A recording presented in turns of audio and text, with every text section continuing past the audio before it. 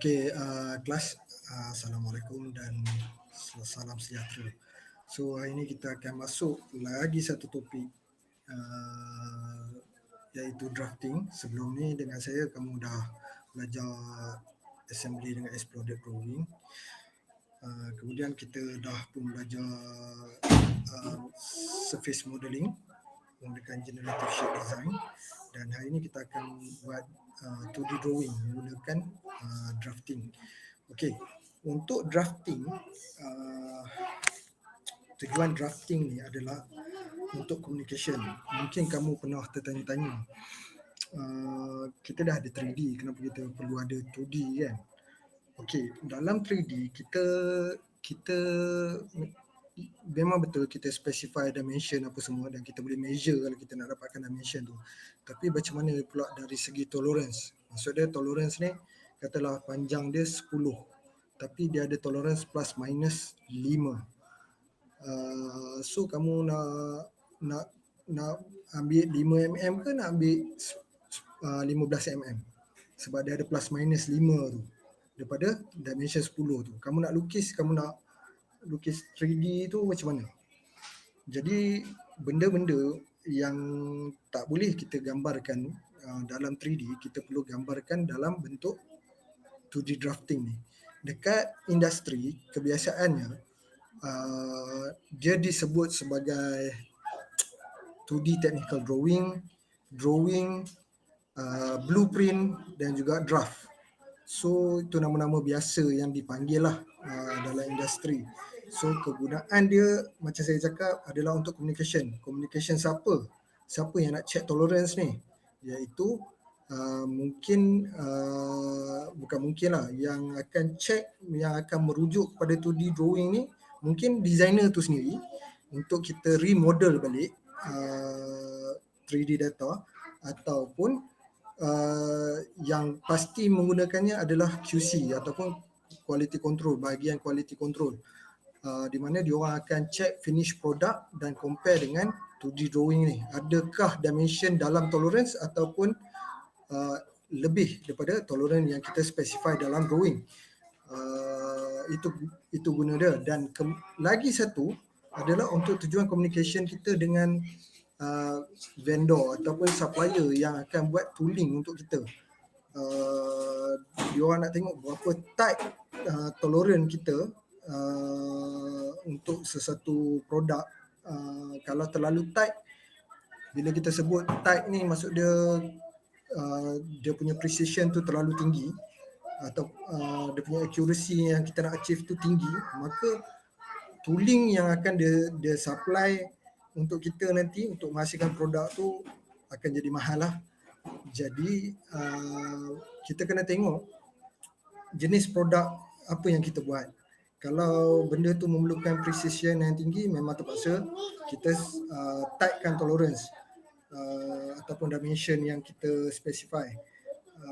Kalau part tu tak memerlukan accuracy yang tinggi, so kita boleh tak payah buat terlalu tight lah. Okey, itu tujuan 2D drawing ni. First, untuk kita remodel semula 3D data daripada 2D ke 3D. Yang kedua adalah communication between quality control ataupun jig shop untuk buat jig ataupun nak check quality. Dan juga yang ketiga tu kepada supplier yang nak buat tooling. Maksud tooling ni bukanlah tool yang macam screwdriver apa semua. Maksud tooling untuk manufacturing ni adalah mold, sama ada die casting mold ke, injection molding mold ke, benda-benda macam tu lah untuk menghasilkan produk yang kamu design tu. Okey. Selalunya bila macam saya dulu kerja kilang motor, cover set tu memang dihasilkan dalam kilang, tetapi yang membuat tooling ataupun mold kepada cover set tu adalah supplier. Jadi supplier nak tengok bila kita supply dekat luar, dia nak letakkan harga tu, dia tengok dari segi size mold tu, dan juga berat material yang kita gunakan untuk menghasilkan produk tu, benda-benda macam tu lah. Ataupun dia tengok juga dari segi accuracy yang kita minta ataupun kita order daripada dia, benda-benda macam tu lah. So kita tak boleh nak elak lah, sampai sekarang still lagi kita memerlukan 2D drawing untuk communication. Sebelum adanya software 3D CAD ni ataupun sebelum ada software CAD CAM, 2D drawing tu sangat-sangat penting untuk supplier ataupun vendor yang membuat mold ataupun tooling ataupun produk yang kamu order daripada dia berdasarkan apa yang kamu design, amat-amatlah penting 2D drawing ni. Tetapi dia dah berkurang dah sikit sebab kita ada software CAD CAM di mana dia boleh baca direct terus daripada 3D untuk buat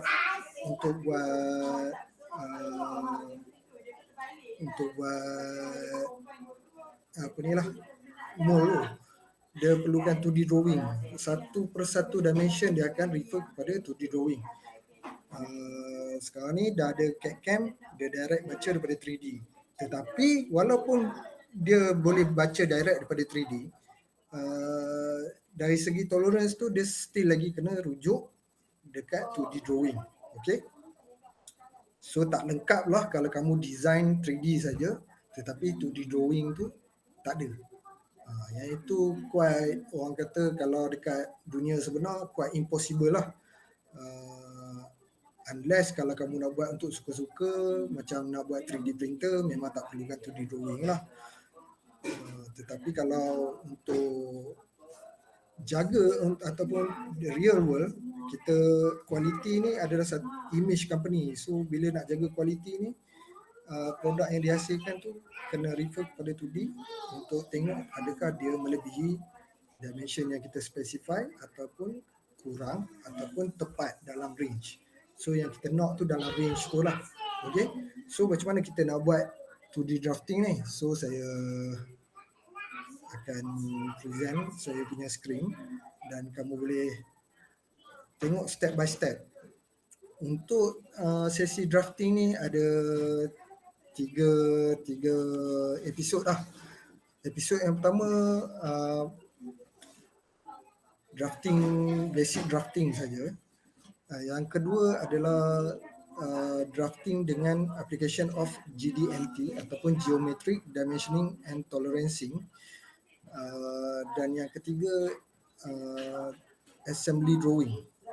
Assembly drawing tu semua komponen sesuatu produk tu kita assemble ataupun exploded kan, tapi kita buat 2D untuk dia supaya kita tahu dekat mana benda tu, position sesuatu part tu dekat mana dia dipasang. Okay, so ada 3 episod lah, so kita tengok one by one. So saya present dulu.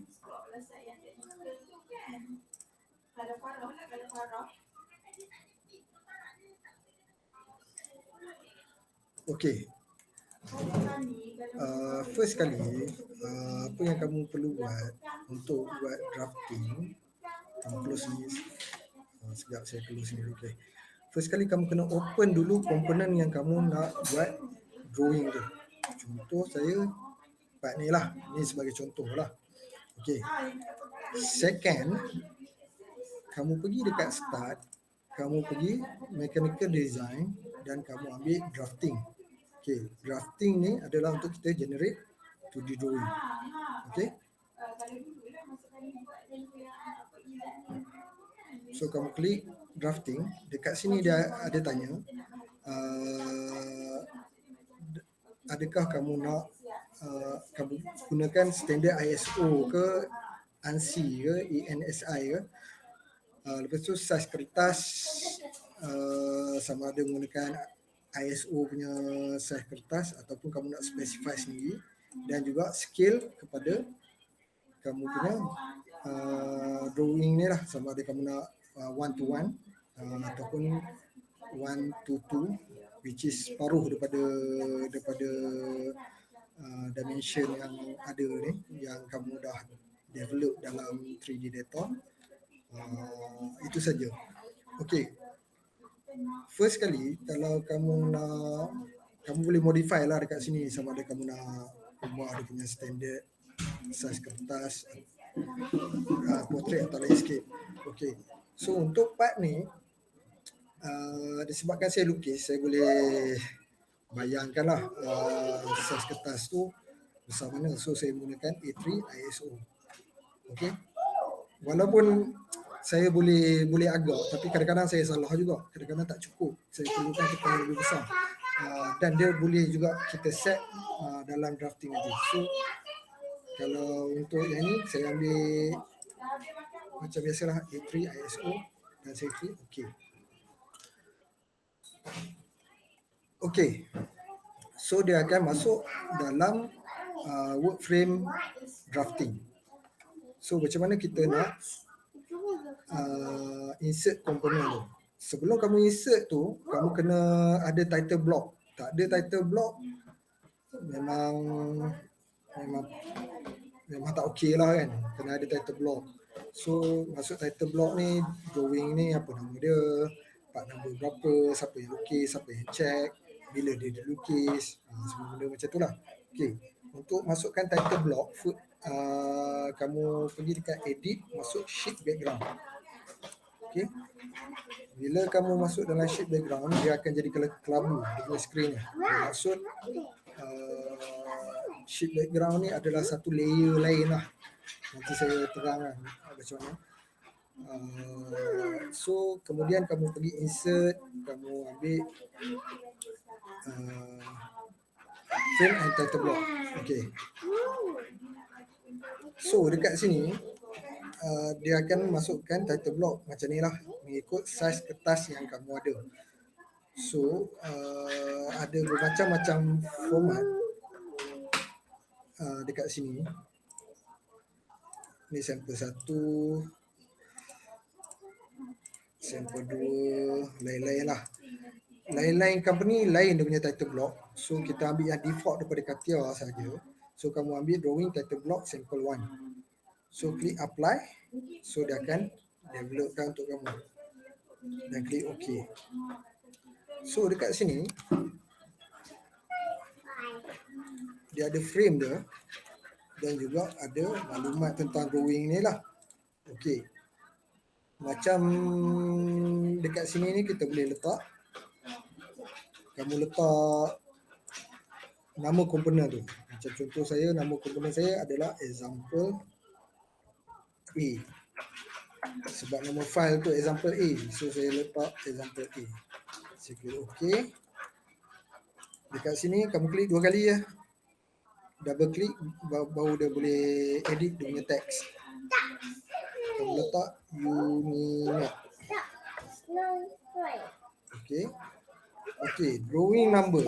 Drawing number untuk cohort kamu cohort 7 kan.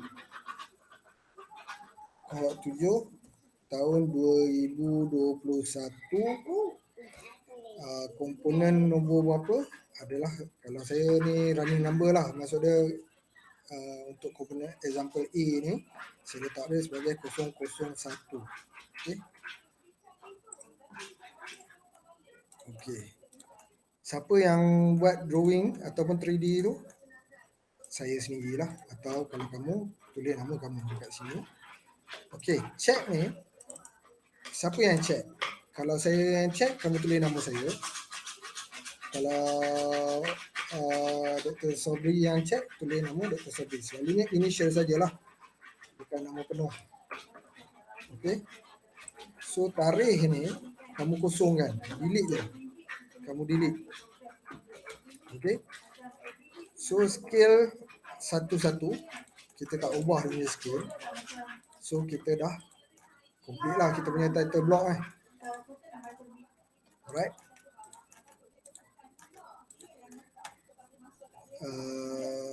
Then kamu pergi dekat edit, kamu masuk balik working view. So dia akan kembali kepada color putih. So dekat sini kamu tekan dia, kamu tak boleh edit lah. Dia seolah-olah dia ada dekat layer belakang. Okay. Alright. Okay. Untuk masukkan komponen, komponen yang kamu dah design tu kepada drafting, kamu klik front view. Klik front view, pergi dekat window, masuk dekat file 3D tu, dekat part design ni, dan kamu pilihlah front view kamu tu yang mana. Adakah yang ini? Adakah yang ini? Tu terpulang kepada kamu lah, untuk kreativiti masing-masing. So saya letak front view saya dekat arah ni lah kan. Okay, saya boleh adjust dia, dan bila saya klik dekat tepi, dia akan automatic jadi 2D drawing lah, dalam bentuk 2D. So saya ulang lagi sekali. Ambil front view, pergi dekat window, ambil file yang kamu dah buka tadi, file 3D tadi. Lepas tu select plane mana yang sebagai kamu punya front view lah. So dia ada bagi preview dekat tepi ni. Kalau kamu tengok dekat sini, dia ada bagi preview dekat tepi ni. Okay. So saya select yang ni sebagai front view saya. Okay. Dan saya klik sama ada saya nak adjust dulu ataupun saya klik tepi ni, dia akan automatic generate 2D view untuk front view saya. Okay. So dekat sini kamu yang dah ada tulisan ni, kamu delete je. Kalau untuk standard view macam ni lah. Selalunya label ni kita akan guna untuk cross section view dan juga isometric view dan juga detail view. Okay, untuk standard macam ni kamu delete saja. Akan delete lah dekat keyboard. Lepas tu kamu pergi dekat projection view untuk dapat view yang seterusnya. Sama ada kamu nak view macam ni ataupun view macam ni. Okay, dan klik, dia dapatlah top view lah. Okay. Alright. Yang ni kita dulu.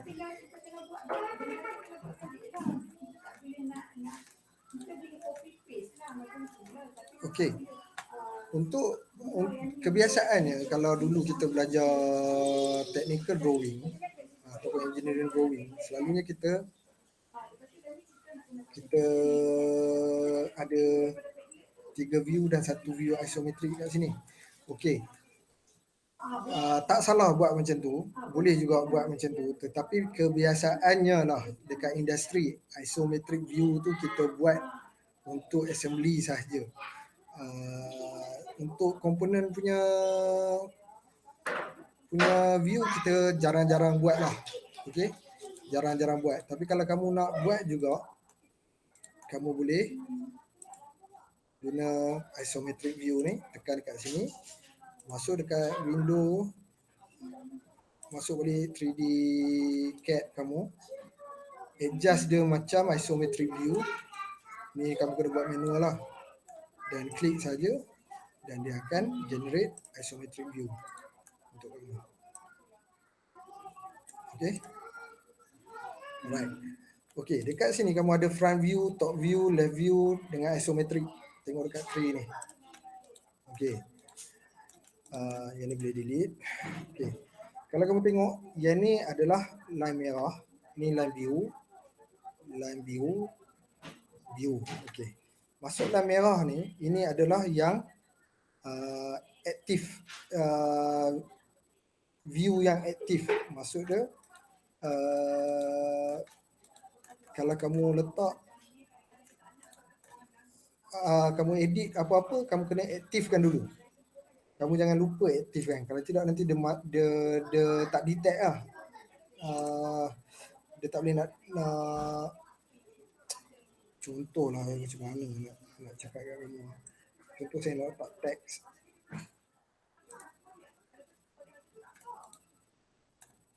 Sorry, saya nak letak teks dekat sini.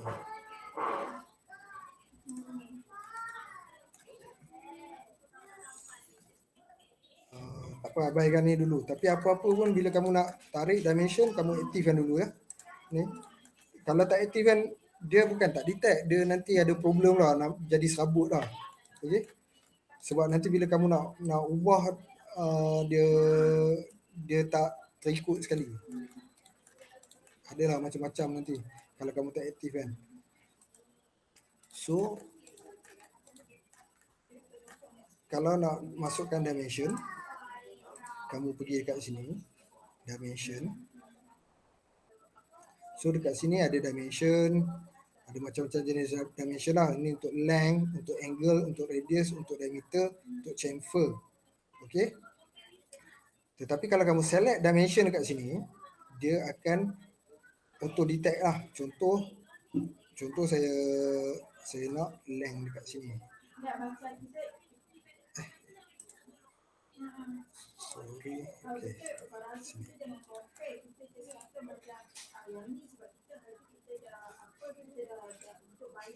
Dekat sini.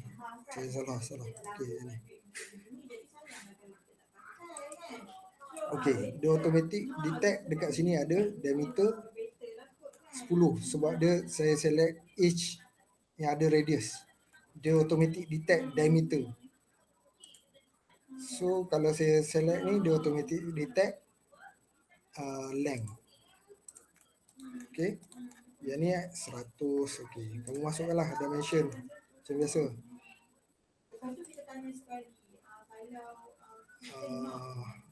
Sorry.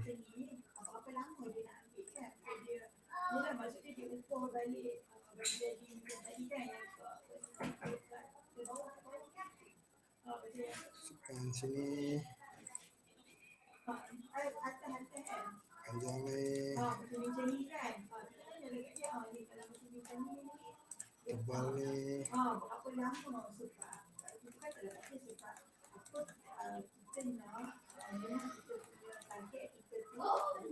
tebal ni.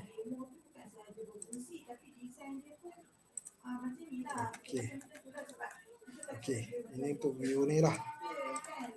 Right. Elakkan daripada benda yang kamu jangan buat dalam drafting ni. Yang paling penting kalau boleh, kena pastikan jangan ada dimension yang berulang. Maksudnya kalau sini dah ada 30, jangan pula kamu ambil dekat sini.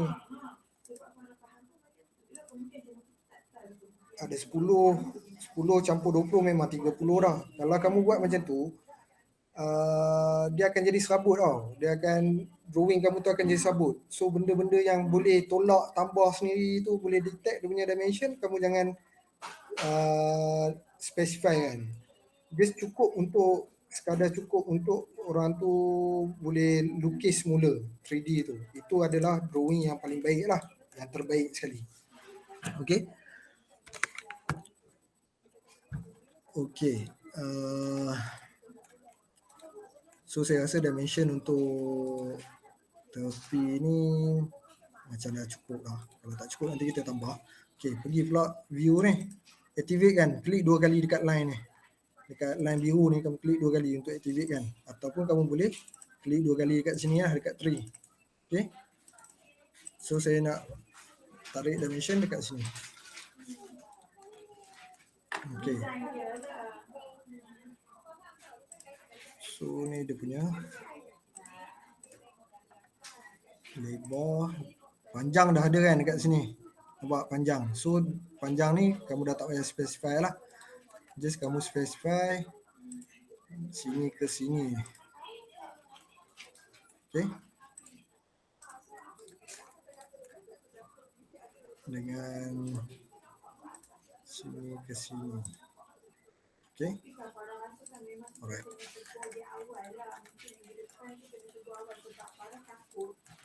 Alright.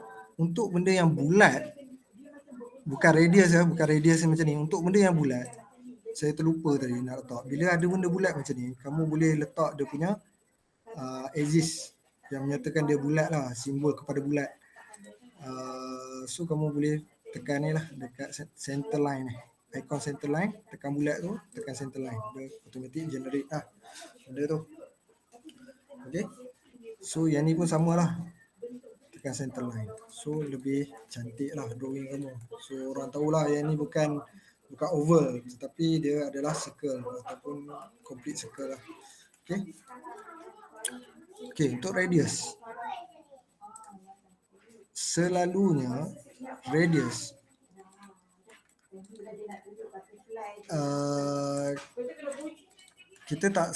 kita boleh lah spesifikkan untuk keempat-empat radius, empat-empat bucu ni, 1, 2, 3, 4. Tetapi sebab kita tak nak kita punya drawing tu penuh dengan dimension sampai serabut, so apa yang kita boleh buat, kebiasaannya bila kita specify R5 ni, kita boleh, kamu right click properties, kita boleh letak teks dekat depan dia, 4 kali R5. So kita masukkan dimension text dekat depan dia. Kalau ni dekat atas, dekat main value ni, kalau ni dekat atas, kat bawah, kiri teks ataupun kanan, kanan kita ataupun kiri kita. So bila dekat depan ni kat kiri lah. So 4 kali, dia bukan 4x ya, dia 4 dash selalunya. Kita apply, so ada dia 4 kali lah. So kamu panjangkan sikit lah. Okay, jangan bagi dimension tu kena dekat line kamu punya part. Okay, alright. So apa lagi yang tak ada? Diameter ni, okay, kalau dia detect ni sebagai R ataupun radius, kamu boleh right click, kamu ambil diameter, so dia automatic specify diameter 25. So yang ni pula 15. Lepas tu ada lubang kan dekat tengah ni. Kalau kamu tengok 3D kamu, ada lubang dekat sini. So lubang ni saya nak mention dia dekat cross section lagi. So tak perlulah, tak perlu letak dekat sini, kita tak mahu benda tu berulang. So ni diameter ni pun kita spesifikkan, letak di luar part tu. Jangan, kalau boleh tu elakkanlah letak macam ni, ataupun letak macam ni lagi pantang lah. Letak dalam ni okey lagi, boleh diterima lagi. Letak dekat luar tu paling baik lah, senang kita nak tengok. Okay. Macam mana pula untuk profile macam ni? Dia bukanlah diameter. Saya lukis ni pun menggunakan spline. Saya assume saja untuk profile macam ni. Okay, untuk benda macam ni, selalunya bila benda ni ada profile macam ni, kita tak letak dimension dekat situ. Sebab kalau benda-benda yang profile dia organic macam ni, kita akan refer direct kepada 3D, right? Direct kepada 3D. Tetapi macam mana kalau zaman-zaman dahulu, yang sebelum ada CAD software ni, macam mana dia nak tahu dimension tu? Apa yang dia orang buat adalah dia orang bagi setiap point. Bila kamu letak point dekat sini, saya contoh point, saya letak point tu katalah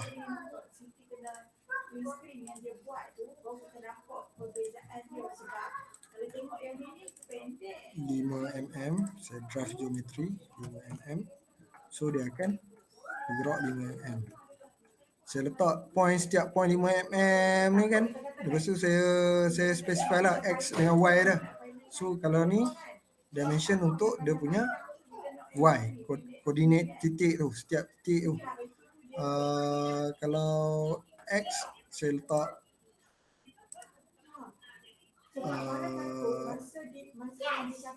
saya jadikan ni lah sebagai datum saya. Saya specify setiap titik tu, setiap 5 mm ke atas titik tu saya akan specify dia punya point. So bila kita lukis spline tu, kita akan lukis berdasarkan titik-titik tu lah. Alright? Boleh faham? So untuk case kita, dunia dah semakin maju, profil macam ni kita kebiasaannya kita tak letak lah. Kalau kita letak memang bermaksud profil tu memang betul-betul kena kontrol lah kan. Tapi selalunya profil yang kita lukis sesaja-saja ataupun kita lukis secara organik ni, kita tak specify lah. Alright. So kalau ada profil macam ni dalam produk kamu, just biarkan dia. Okay. Sebab macam mana nak bagi kamu faham profil yang organik ni dia bukannya ada diameter yang tertentu atau radius yang tertentu yang saya lukis ni lah. Dia sebab dia terhasil daripada mungkin daripada field designer tu ataupun surface yang kamu dapat tu kan.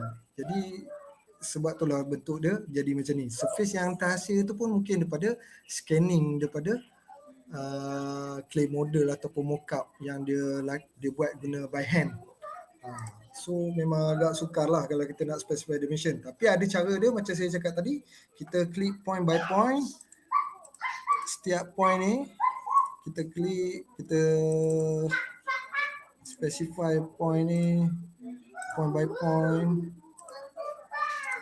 Dan kita specify dia punya X dengan Y position lah ataupun dimension lah. Ini contoh lah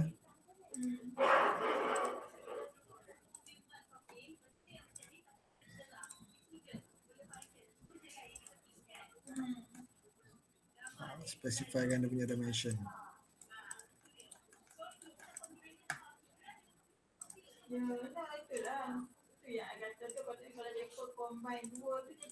Ini contoh lah. Kalau perlu juga kamu untuk kamu kerja nanti ada case yang macam ni, memang kena buat macam ni lah, point by point, supaya QC pun tahu dia nak measure dekat point mana, designer pun tahu dekat mana dia nak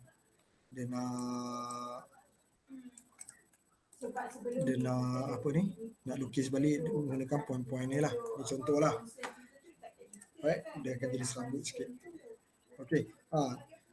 Untuk produk kamu, kebiasaannya berapa titik perpuluhan? Kalau untuk projek kamu tu, produk yang kamu pilih, kebanyakannya saya rasa 1 titik perpuluhan je. Macam mana kita nak jadikan dia 1 titik perpuluhan? Kamu ambil dekat sini. Sini. Dekat sini lah, bahagian sini. Ni apa nama dia ni?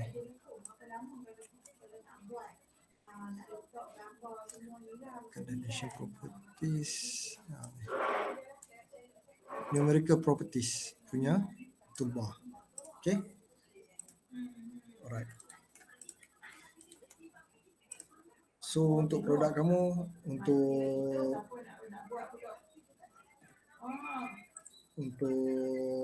kait 1 ni kamu guna 1 titik perpuluhan lah.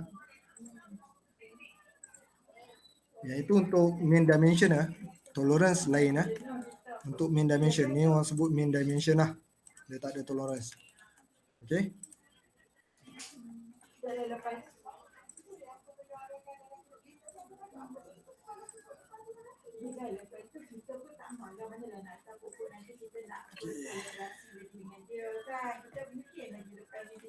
Okay, next. Okay, kita dah ada tinggi, kita dah ada lebar. Dekat sini kita nak buat apa ni? Dekat sini. Kita nak buat apa? Okay. Kebiasaan macam saya cakap, masa kita time student dulu, kita wujudkan pandangan depan, tepi dan atas dan juga isometrik.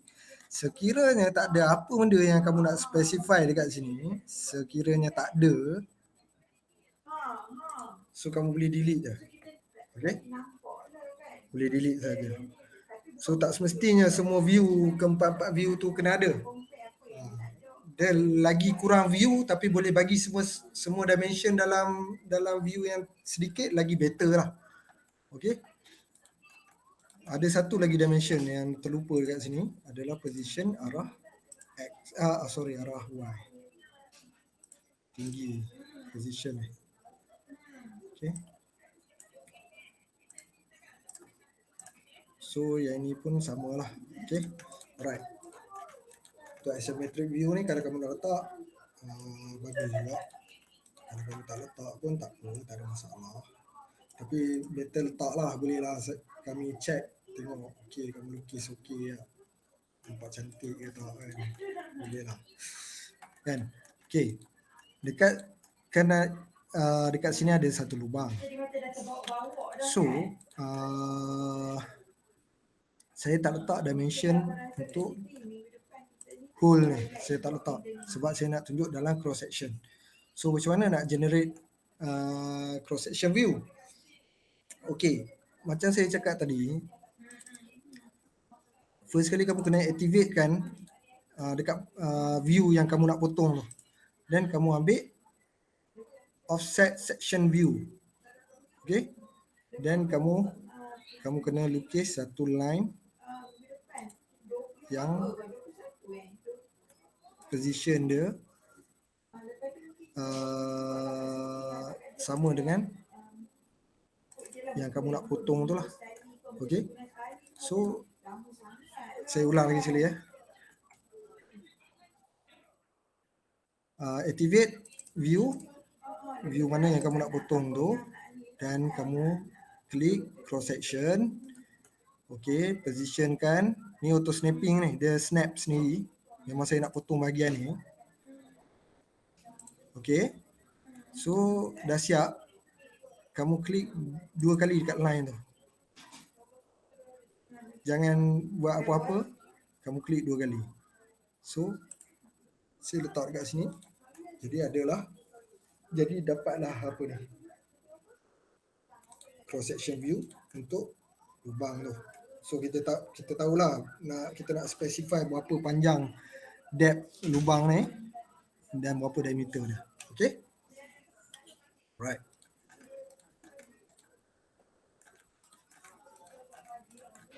So section view ni kamu boleh dengan isometric view ni kamu kekalkan. Dan kalau boleh scale ni padam sebab kita dah mention dekat kita punya title block. Ya Allah lupa semua aja lega seminggu ni. Tak ingat dah tu.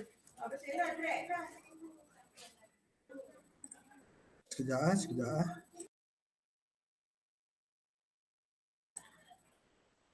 Okey.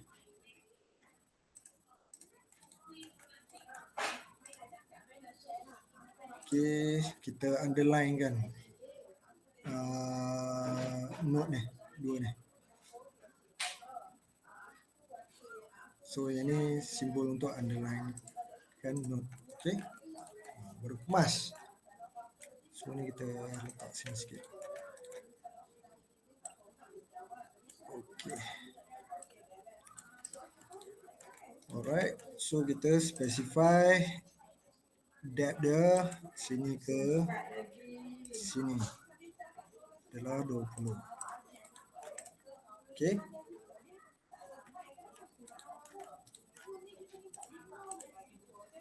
Kamu boleh tarik direct tapak pun boleh, tak tarik pun tak apa, tak ada masalah. Okey. Kita nak tunjukkan selalunya bila shaft bila berbentuk cylindrical ni kita kena letak ni lah axis. Macam tadi kita letak axis center line kan. Jadi untuk axis macam ni kita ambil axis line. Kamu klik dekat dinding lubang tu, dia akan automatic detect. So kalau tak cukup panjang, kamu klik line tu, kamu boleh drag dia panjang macam ni. Andai kata dekat sini terlebih, bila saya ulang lagi sekali, kamu nak drag dia sampai ke sinilah. Okey. Kamu boleh panjangkan dia. Katalah yang ni dah terlebih panjang, kamu tekan control, kamu boleh pendekkan. Dia tak bergerak sekali lah. Okey. Boleh pendekkan sebelah dia. Okey. So lagi satu diameter kan. Diameter ni. Okey. Bila saya guna ni, dia detect ni sebagai line bukan bulat. Dia detect sebagai line straight. So simbol diameter kat sini tak ada. So macam mana nak tambah simbol diameter kat sini? Kamu klik sekali dimension ni. Lepas tu kamu boleh letak simbol. Sekejap mana simbol. Okey ni simbol. Icon simbol. Kamu letak diameter. Ni salah satu cara lah. Atau lagi satu cara kamu ambil je diameter dimension ni. Mungkin boleh juga kot. Boleh. Dia detect terus nampak. Pun boleh juga. Okey. Okey. Yang itu kalau kita tengok ni rasanya macam dah complete dah. Ada tak yang tak complete lagi? Ada lagi satu ni. Lubang ni. Lubang ni, hole ni true hole ke tak true hole. Okey. Saya tak nak buat cross section, saya nak buat hidden line saja. So saya ambil view ni. Saya nak ada hidden line. Saya activate kan view ni. Saya right click. Right click dekat sini. Pergi dekat properties. Ambil hidden line. Apply. So dekat sini.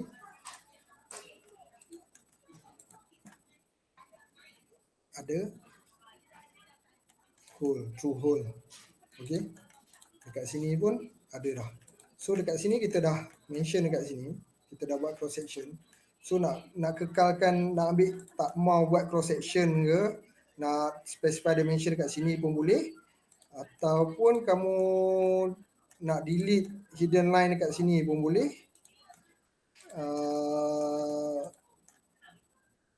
Kalau nak delete, kamu boleh delete saja one by one.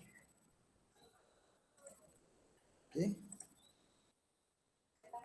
Okay. So yang ni kita punya hidden line untuk lubang ni. So dia adalah diameter. So kita guna diameter tadi, dia automatic detect lah. Diameter dia 10. True hole. Sikit saya dah specify dekat sini kan. So tak perlulah saya specify dekat sini. Tak perlu berulang. Tapi kita dapat tahu yang hole ni adalah true hole. Sampai ke bawah. Okay. Alright. Lagi satu view yang saya nak ajar dalam ni adalah detail view. Okey. Katalah kamu nak tunjukkan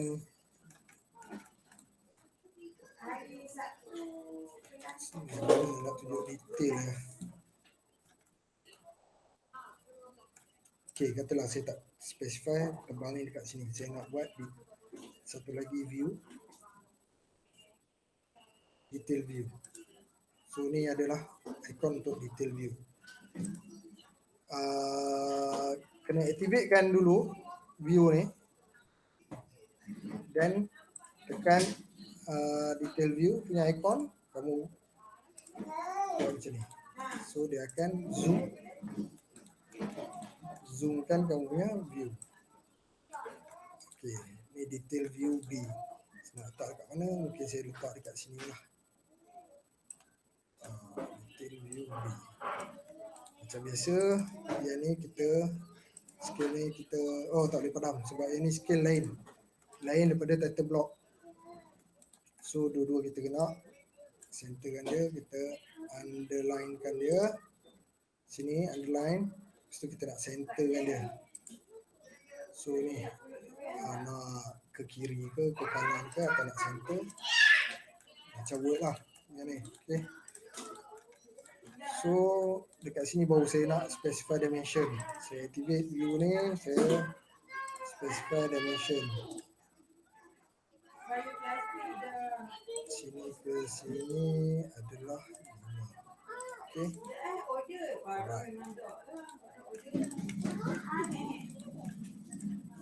Kalau kegunaan detail view ni, kita nak specify view, katalah produk kamu tu ada satu features yang kamu buat tetapi dia terlalu kecil, tak nampak. So kita akan guna detail view ni untuk zoom in bahagian itu saja. So dia akan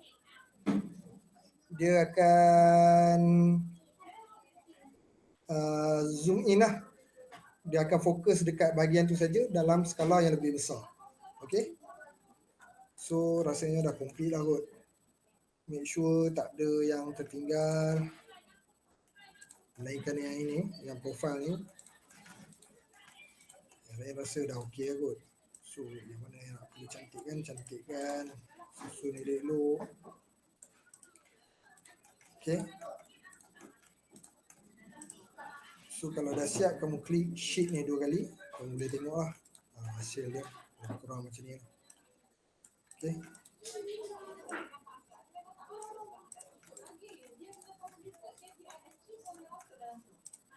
So siap untuk example A. Okay. Yang ini adalah basic dimensioning lah. Basic. Okay. Kita tak letak tolerance lagi. Kita tak letak GDNT lagi. Kalau setakat general dimension macam ni, kamu measure dekat 3D pun boleh. Tetapi kalau letak tolerance, memang kalau kamu measure kat 3D memang tak adalah tolerance tu. Okay. Macam mana nak masukkan tolerance? Okay. Okay. Dalam menghasilkan sesuatu komponen atau produk, katalah kamu ada 10 produk yang sama, macam komponen yang sama, macam saya punya contoh ni, ada 10 produk. Saya menggunakan die casting untuk menghasilkan produk ni sebanyak 10 biji. Okay, komponen ni, sorry. Ada satu tertinggal exist. Sebab benda ni bulat kan, so tertinggal satu exist kat sini. Okay, so dah ada dah.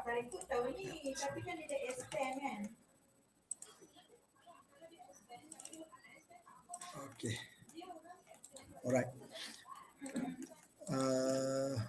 Dekat mana kita tadi? Saya lupa lah. Kita nak generate tolerance. Okay. So nak generate tolerance, kamu boleh pergi dekat sini. Dimension properties. Okay. So kamu klik dekat dimension ni. Kamu boleh pilih lah. Ni format tolerance yang ada. Selalu yang kita selalu pakai adalah yang plus minus 0.1. Maksud benda ni boleh jadi 45.1 mm ataupun 49.9 44.9 mm. Okey. Tak semestinya semua dimension kena ada tolerance lah. Selalunya tolerance untuk bahagian-bahagian yang kita nak control. Maksudnya benda ni kalau lebih daripada 45.1 mm dah tak boleh pasang dah dengan komponen lain. Ataupun kalau terkurang, dia punya gap terlalu ketara lah, jadi tak okey, ataupun terlalu longgar. So dia tak boleh fit dengan komponen lain. Sebab itulah kita letak tolerance. So dekat situ, bahagian yang ada tolerance ni adalah bahagian yang kemungkinan penting QC akan check. Tengok betul tak ni 45.1 ataupun 44.9. Kalau lebih atau kurang daripada tu, reject lah part tu. Macam saya cakap, saya baru teringat. Katalah kamu ada 10 komponen yang sama. Kamu buat gunakan die casting. 10 komponen tu memiliki dimension yang yang berbeza-beza sekiranya kita measure satu persatu lah. Contohnya kita measure tebal ni. Ada yang dapat 10.03, ada yang dapat 10.05, ada yang dapat 9.98. Macam tu lah. Tak sama. Dia ada range dia. Tapi range tu acceptable atau tak? Macam tu. Nak tahu part kita tu dalam range, kalau dalam range maksud dia acceptable lah. Kalau luar daripada range, contoh 45.01 ni, luar daripada range tu plus minus, dia dikira reject. Maksud dia part ni reject lah. Kalau dalam 10 tu ada yang satu yang terlebih daripada range, reject lah part tu. Tinggallah 9. So reject ni dia merugikan company. So kalau boleh kita tak mau ada reject. So macam mana kita tak mau ada reject? Kita letak tolerance siap-siap supaya mold maker ataupun tooling maker ataupun supplier tooling kita dia kontrol benda ni betul-betul lah.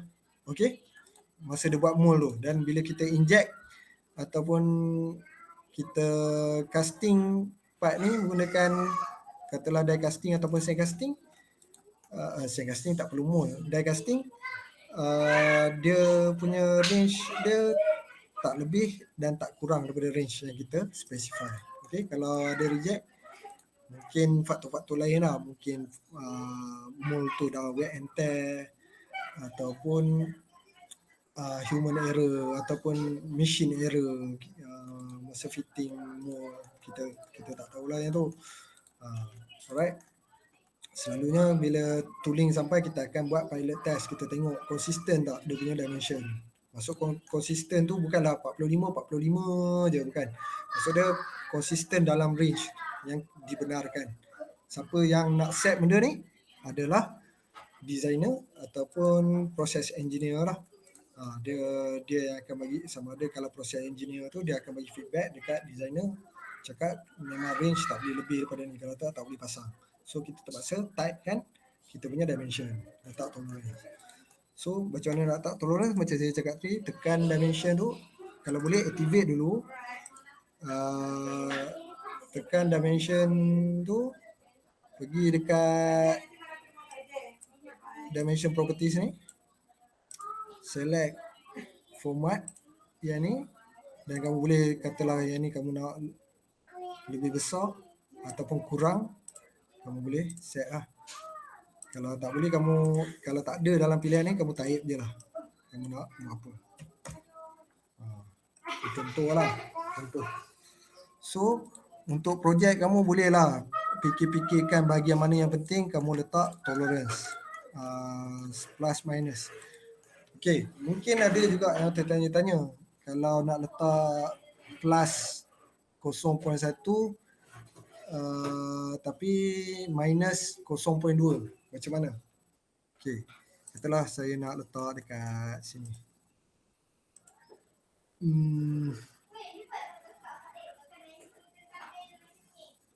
Sekejap, saya pun dah lupa lah.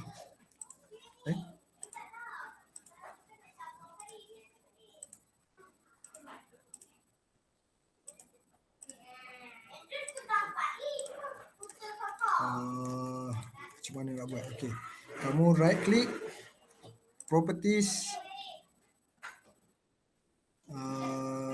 sekejap, tolerance. So dekat sini kamu boleh ubah apa value kamu nak buat apa. Katalah tadi nak plus 0.1 minus 0.2.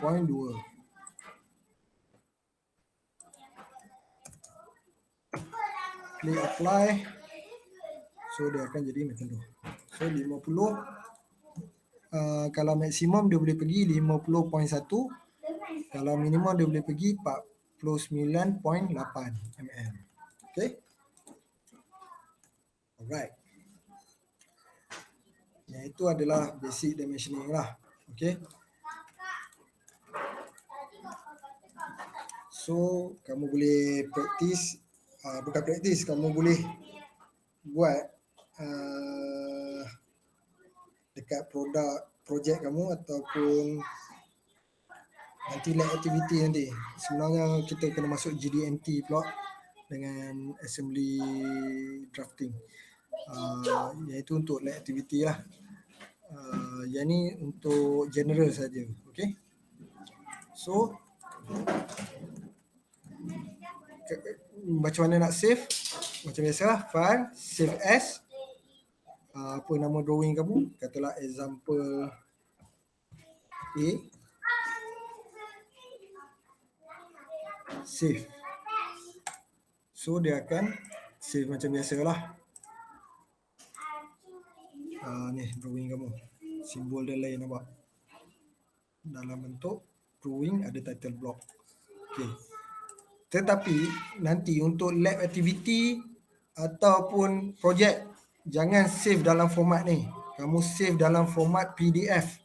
File, save as, CAD drawing ni kamu ubah kepada PDF.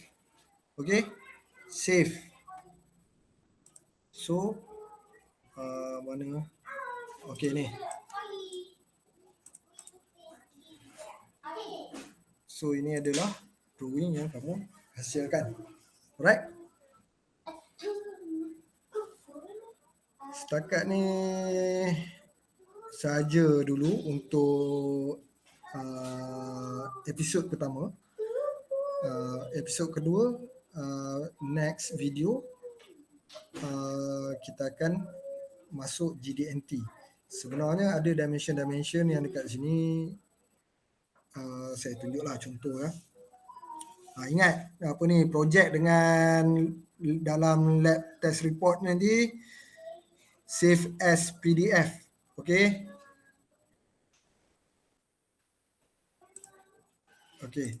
Okay. Kebiasaan yang saya tengok, kebiasaan yang saya tengok fresh grad buat lah bila tarik dimension. Dia akan buat macam ni.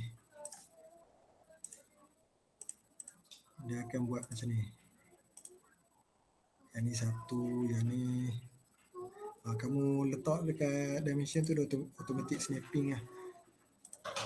Dia akan buat macam ni.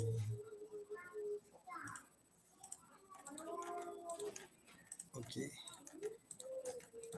Sama juga dekat sini, dia akan buat. Sini dah 20, dia pergi sambung dekat sini pula.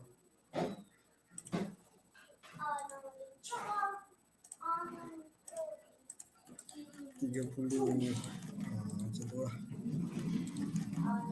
Dia kena fashion macam tu.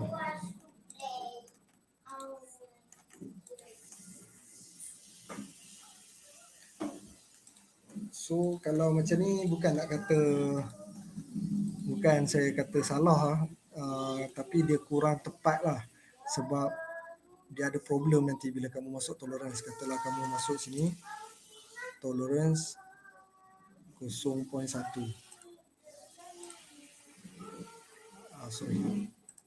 Tolerance 0.1.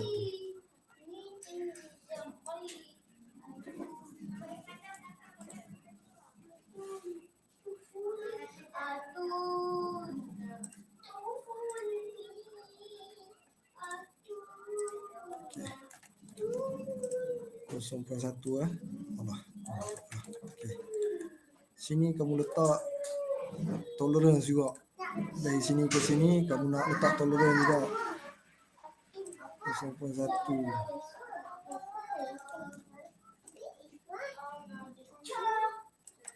Yang ni pun kamu letak tolerance juga. Ini contoh. 0.1. Okey.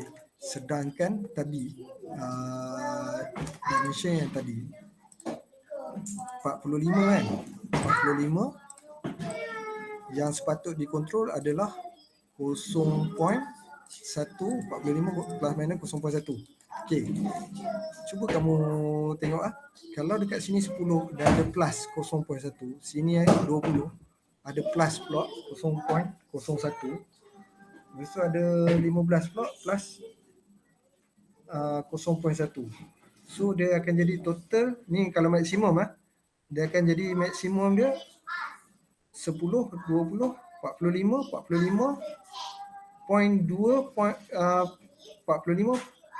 plus minus 0.21.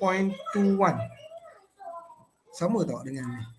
45 plus minus 0.1 dengan 45 plus minus 0.21. Padahal yang sepatutnya adalah yang ini. So dia jadi error. Kalau benda ni memang kita nak control takat ni, memang jadi error. Tapi kalau kita nak control memang 45 plus minus 0.21, okey lah, boleh lah pakai ni. Boleh lah pakai ni. Tetapi katalah ni 10 minus, macam saya cakap tadi lah, kalau kamu buat tolerance take up ni, problem tolerance take up ni dia part of GDMT lah, dia akan jadi error. Saya jangan, selalunya fresh graduate akan buat macam ni lah, dan saya sendiri pernah lalui masa mula-mula saya masuk kerja. Dan bila G-Shock, apa ni, bahagian G-Shock tu cakap, weh, ya betul tolerance macam ni, takkan macam ni kot. Saya rasa macam tebal muka juga kan. Sebab G-Shock tu dia bukan engineer, dia technician saja. Dia receive drawing, dia check sama ada drawing tu betul tak apa yang saya buat ni. Bukanlah dia bos saya, dia nak check macam mana dia nak buat jig nanti kan. Tapi dia dapat detect benda tu. Jadi benda tu saya menjadi lesson learn lah untuk saya dalam membuat 2D drawing ni. Sebab tu saya cakap 2D drawing ni sangat-sangat penting sebenarnya. Okay. So elokkan macam tu. Cara yang betul adalah yang tadi lah. Yang tadi.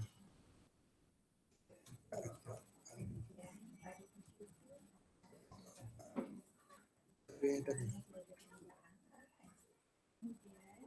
Tarik dimension daripada satu satah saja.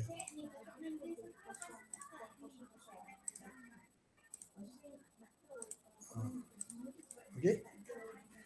Tarik dimension daripada satu satah saja. Okey. Yang itu adalah part of GDMT. Kita akan masuk kemudian. Okey. Okey, so yang itu adalah untuk basic dimensioning dalam drafting. So kamu boleh practice gunakan 3D data yang kamu ada. Dan juga kamu kena buat untuk lab activity, nanti saya terangkan dalam GDMT lah, dalam siri kedua ni, episod kedua, iaitu kita akan try apply GDMT dalam kita punya drawing. Dan saya akan beritahu untuk lab test kamu kena buat apa. Alright. Okay, itu saja untuk lab activity episod 1. So kita jumpa sikit lagi untuk episod kedua. Okay. Alright.